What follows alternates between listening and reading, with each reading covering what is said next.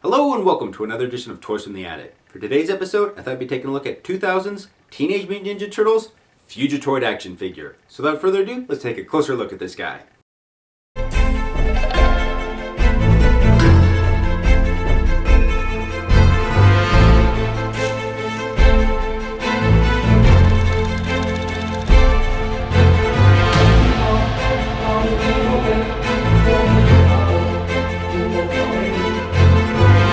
While trying to help his android assistant during a lightning storm, Dr. Honeycutt was tragically struck by lightning, causing his mind to be transferred into his robotic servant's body. Now possessing a lowly robot's body, Dr. Honeycutt finds himself on the run from his planet's own military, who seek to tap into his robotic brain and learn the secrets of his trans-dimensional portal. Only after hooking up with the turtles does Dr. Honeycutt, now branded a fujetoid, hope to make it to safety.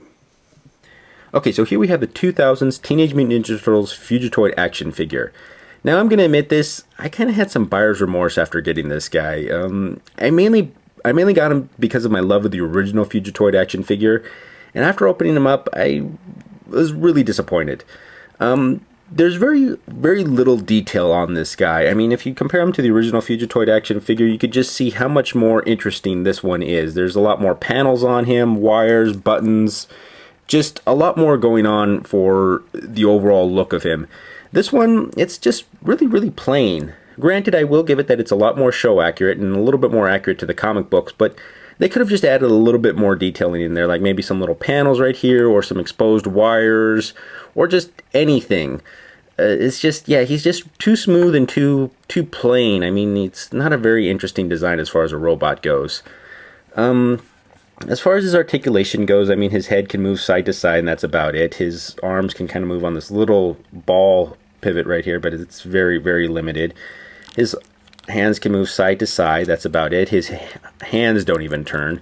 And then his legs can move up and down. There's no joints at the knee, so you're very limited on what type of poses you can put him in. And I think that's also what takes away from the figure overall.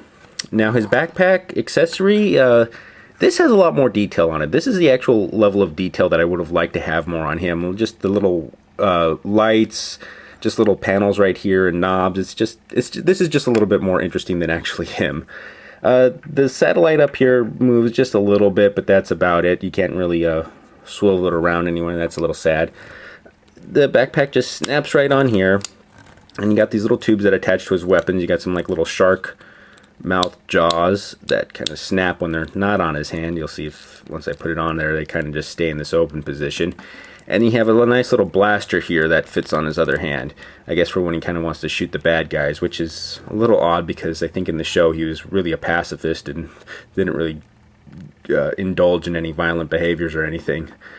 But other than that, yeah, he's okay. I mean, I kept him, and he's kind of nice to have on a shelf for a display piece, but other than that, yeah, it's just a little bit disappointed because I love the original one just so much. Anyways, this has been a look at 2000's Teenage Mutant Ninja Turtles fujetoid action figure.